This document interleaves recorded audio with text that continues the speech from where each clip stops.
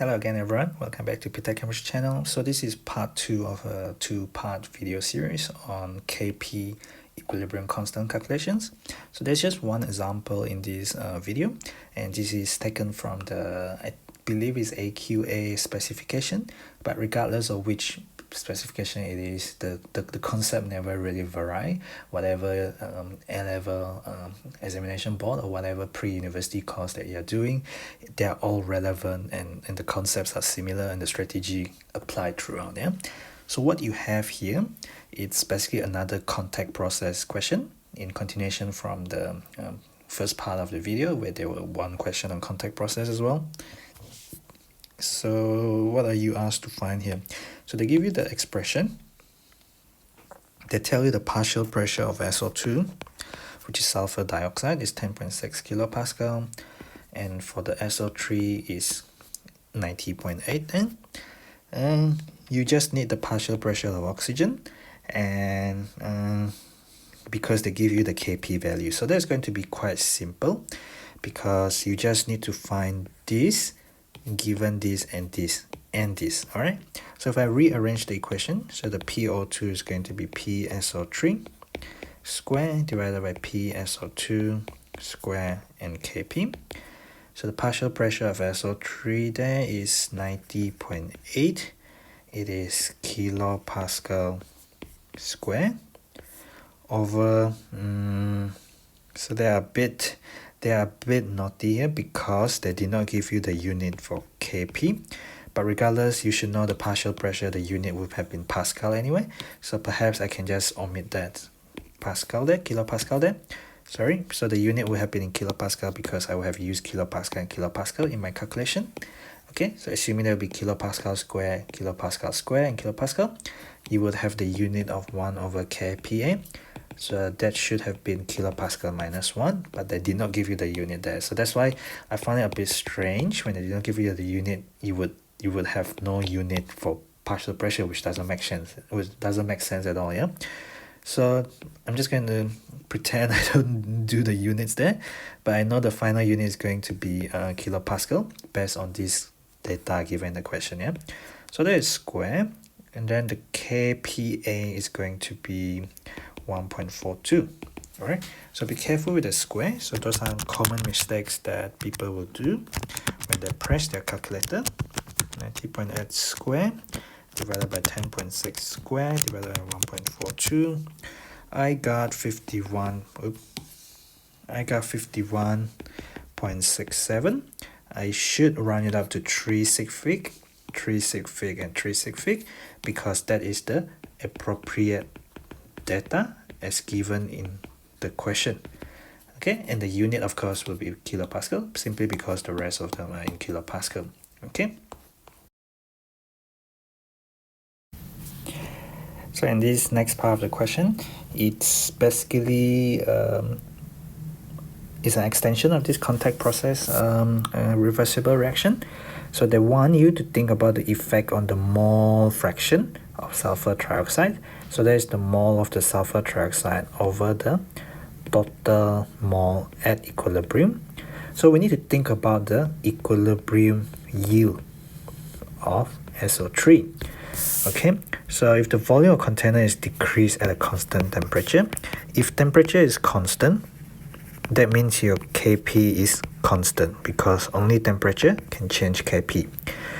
All right, let's think about the reasoning. So I hope you know that pressure is inversely proportional to volume. So that is your Boyle's law in leading towards the ideal gas concept. Meaning to say, as what is it? Volume is decreased, right?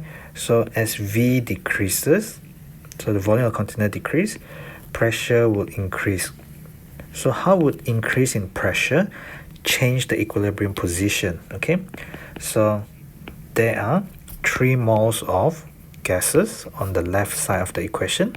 So on the left, so you can look back at you can watch my other video on explaining Le Chatelier principle. That is to predict and explain the equilibrium position and equilibrium yield of gaseous reaction involving gases when pressure or volume changes. Yeah.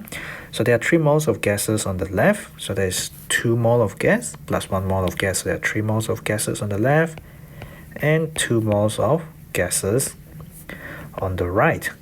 So that means this equilibrium will try to oppose the increase in pressure. It will try to decrease the pressure.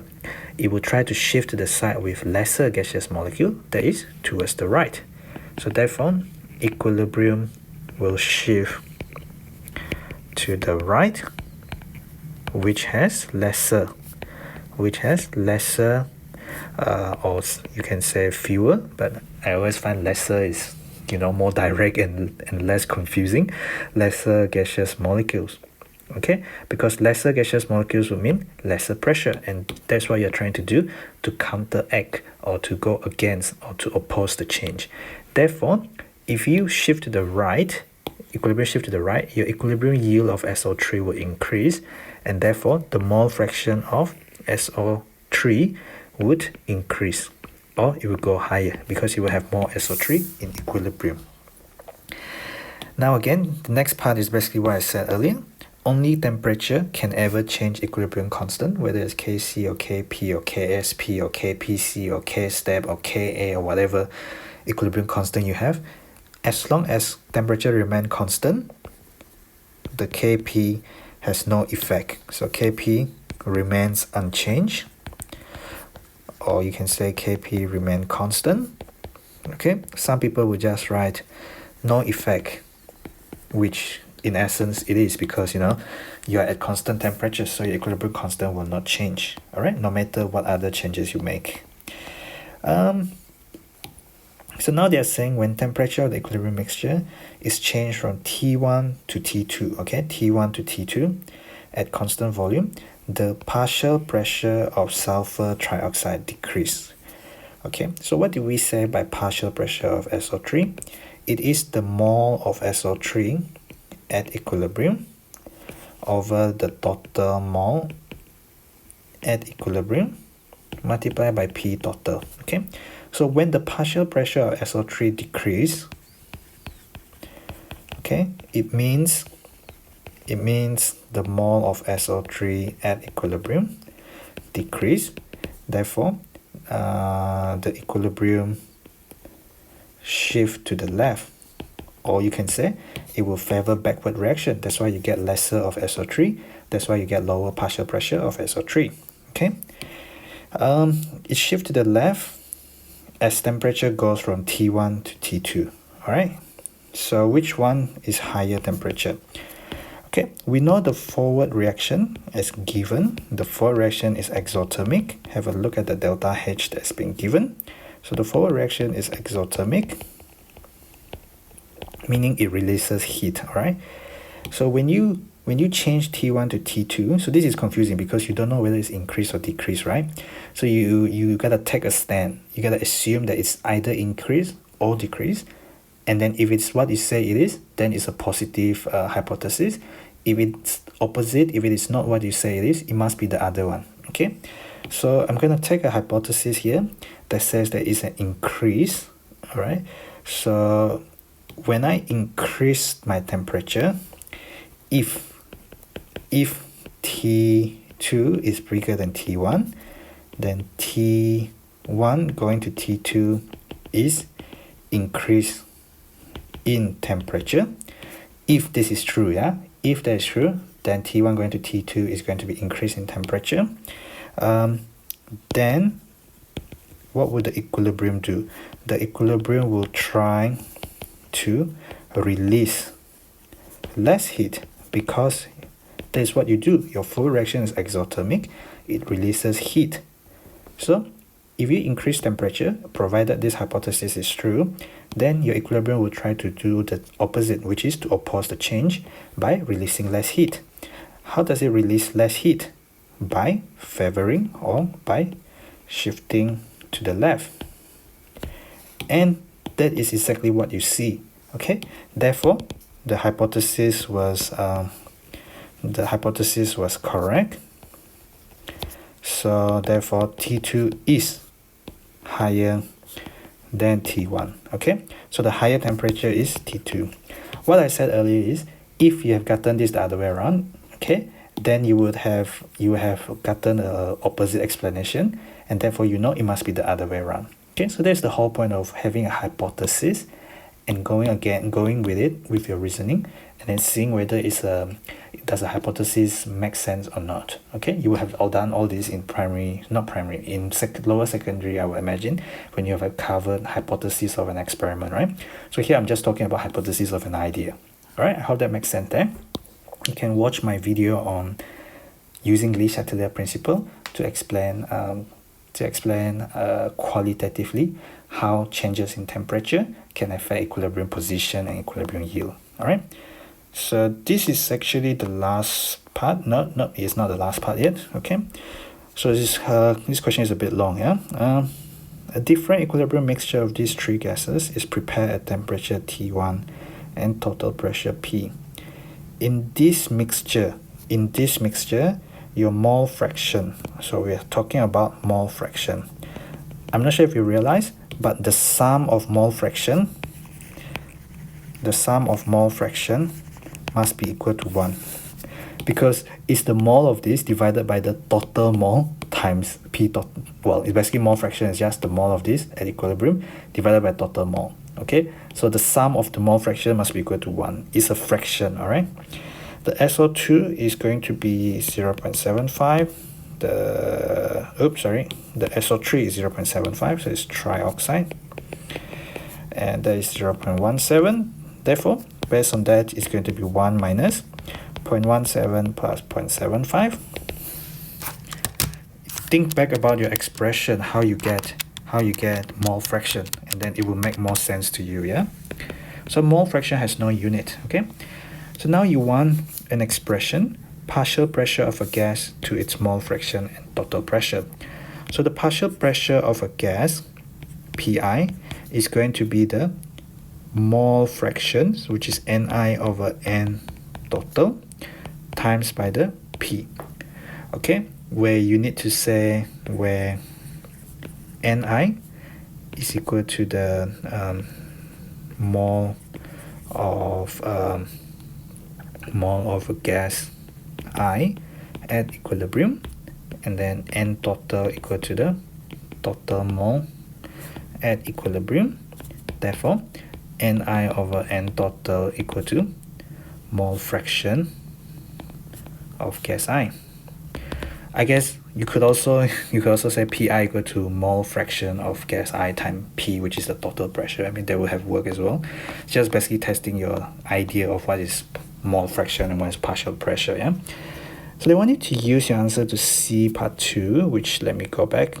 So C part 2 is basically this expression. Okay, so it's the expression on partial pressure. All right, and the value of Kp given in A part 2. So what was the value of Kp just now? What was the value of Kp? Did they give you a value of Kp earlier? So it's 1.42 in this Kp earlier, 1.42 Kp. Okay, so we know the Kp is 1.42, and we have to work out the total pressure. Okay, so this follows through from your answer in C part 2, where we know the mole fraction. Okay, so the mole fraction of the SO2 was 0.17 and 0.75. Okay, 0.17 and 0.75, and we work this out to be 0.8 just now by taking from 1 because it's small fraction. So we just want the total pressure, right? So P. So therefore we can think about mole fraction times P total, which is just P, is going to be equal to the partial pressure. So P is going to be the partial pressure. That is the expression for the previous part, where mole fraction multiplied by total pressure is the partial pressure. So I'm going to multiply by the total pressure. Okay, so this is quite straightforward once you understand what the question is trying to get you to do. So write the expression, which I think is given earlier in the question actually. Anyway, you can write the expression very easily, partial pressure. Okay, and then this one is a subscript, yeah, the formula is a subscript. The power depends on the mole ratio in the balance equation, all right? So Kp is 1.42. The partial pressure SO3 is 0.75 P square divided by 0.17 P square and 0.08 P. Okay, so I'm gonna expand them. 0.75 square is 0.5625. 0.17 square is 0.0289. And then there's 0.08 without any square. And there's P square over P squared dot P. The P square and the P square get cancelled out, okay? In such a way that when you have P square over P cubed, you get 1 over P. Alright? So you make P the subject. So that's going to be 5625 over 1.42, 0.0289, 0.08. Okay, I moved the P, the 1 over P up there, and I moved the 1.42 down here. Okay, so it's 0.5625 divided by 1.42 divided by 0.0289, 0.08. That gives me total pressure of 171.34, which I need to run up to, depending on the data. The data so far has been 2 sig fig. I gather I should probably run it up to 2 sig fig. Where's the unit then? The unit earlier in the question, the Kp in the first part of the question was supposed to be everything in kilopascal. So unit of the Kp was supposed to be 1 over kilopascal, yeah, so kilopascal minus 1. So that means the total pressure here has to be in kilopascal as well, just to be consistent, yeah. So it's 2 sig fig. I would never run out before I write in like a actual value which have more significant figure, just in case the examiner don't really want to award me any marks on this, yeah. You never know. So this is the end of this two-part video on trying to work out Kp calculations, which tend to be more complicated than Kc because you have to deal with total molar equilibrium, you have to deal with mole fraction, then you have to deal with partial pressure. Okay, so we've seen how the question can progress in terms of they give you the Kp and ask you to work out partial pressure, or they give you the Kp and they ask you to work out the mole fraction, or they give you the Kp and they ask you to work out total pressure. So they can ask you anything this time. In fact, modern questions try to vary a little bit, yeah, in terms of just asking you calculate Kp. But they all depend on the same thing: what has reacted, what has formed, equilibrium table, follow the expression, do your bookkeeping properly, follow the units, and you should be alright. Okay, so please subscribe to the channel if you haven't, if you enjoy these videos, and if you enjoy my teaching style explanation, and yeah, spread the words to friends and colleagues and students, and I hope it will benefit many more people. Okay, thank you for watching.